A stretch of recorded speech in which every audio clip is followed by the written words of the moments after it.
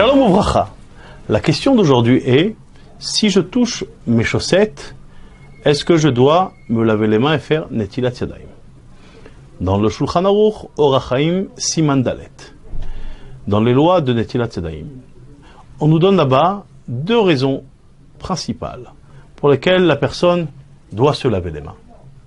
Une première raison, c'est pour qu'on puisse purifier le mauvais esprit qui se trouve sur ses mains.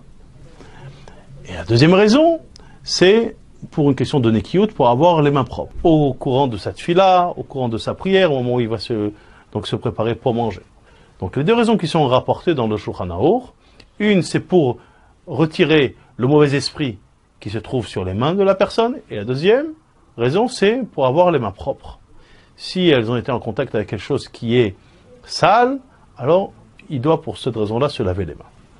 On nous cite dans le Shulchan Aruch différents cas de figure où on devra se laver les mains. On nous cite par exemple quelqu'un qui va se couper les ongles. Là effectivement il va devoir se laver les mains. Quelqu'un qui se coupe les cheveux, il devra aussi se laver les mains. Quelqu'un qui se gratte la tête, il devra se laver les mains. Quelqu'un qui touche à ses chaussures. Alors là on revient un petit peu à la question de savoir les chaussettes ou pas, on va voir ça tout de suite. Donc les chaussures, on doit aussi se laver les mains. Quelqu'un qui participe à un enterrement, à une levaya, il doit se laver les mains. Quelqu'un qui rentre dans un cimetière, il doit se laver les mains. Quelqu'un qui a été en contact avec un animal, il doit se laver les mains. Donc ça, c'est les éléments. Quelqu'un qui effectivement a touché ce qu'on appelle un pot d'enfant, donc un pot de chambre, c'est où les enfants en général font là-bas leurs besoins. Effectivement, il doit aussi se laver les mains. Et surtout, une personne qui a touché des endroits qui sont cachés en général, comme le Shulchan Aruch nous ramène, quelqu'un qui va toucher sa cuisse ou qui va toucher sa jambe, etc. Alors là, effectivement, c'est des endroits qui sont cachés. Là-bas, en général, on risque de trouver de la transpiration. Alors, il devra se laver les mains. L'idée maintenant des chaussettes. Alors, sur les chaussettes, il y a effectivement différents avis de poskim, comme le Aruch HaShulchan, comme le Eshel Avram, comme le Kaf HaChaim au nom du Ben Ishraï, qui dit que quelqu'un qui va toucher à ses chaussettes, et les chaussettes en question, elles sont propres, elles n'ont pas de transpiration, alors dans ce cas-là, il n'est pas obligé de se laver les mains. Par contre, si on se rend compte qu'effectivement, il y a de la transpiration, ou elles sont sales, dans ce cas-là, ça rentre dans la catégorie des choses où la personne doit se laver les mains parce qu'il y a ce qu'on appelle de la zohama, c'est-à-dire que c'est quelque chose qui est sale, c'est quelque chose qui nous oblige de nous laver les mains, comme les différents cas qu'on a parlé, où la transpiration, par exemple, c'est dans les endroits qui sont cachés. Donc, dans ce cas-là, il devra effectivement se laver les mains.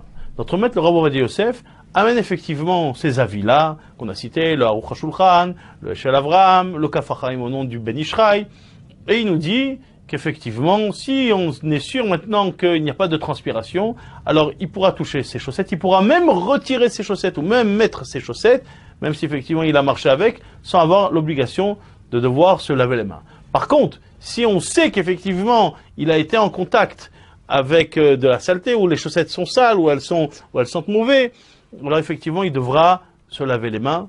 Dans ce cas-là, ça rentre dans la catégorie de tous les éléments qu'on nous a cités, et les endroits qui sont cachés, où là-bas, il risque d'avoir de la transpiration. Donc dans ce cas-là, pour les chaussettes, il devra le faire. Donc si on résume, pour les chaussettes, s'il touche ses chaussettes, alors si elles sont propres, ou si par exemple il touche le haut de la chaussette, dans ce cas-là, il n'y a pas là-bas de zohama, il n'y aura pas de problème. Par contre, il pourra même les retirer, il pourra même les remettre si on est sûr qu'il n'y a pas de transpiration ou s'il n'y a pas aussi de saleté. Par contre, si elles sentent la transpiration, ou si tout simplement elles sont sales, alors il devra se laver les mains.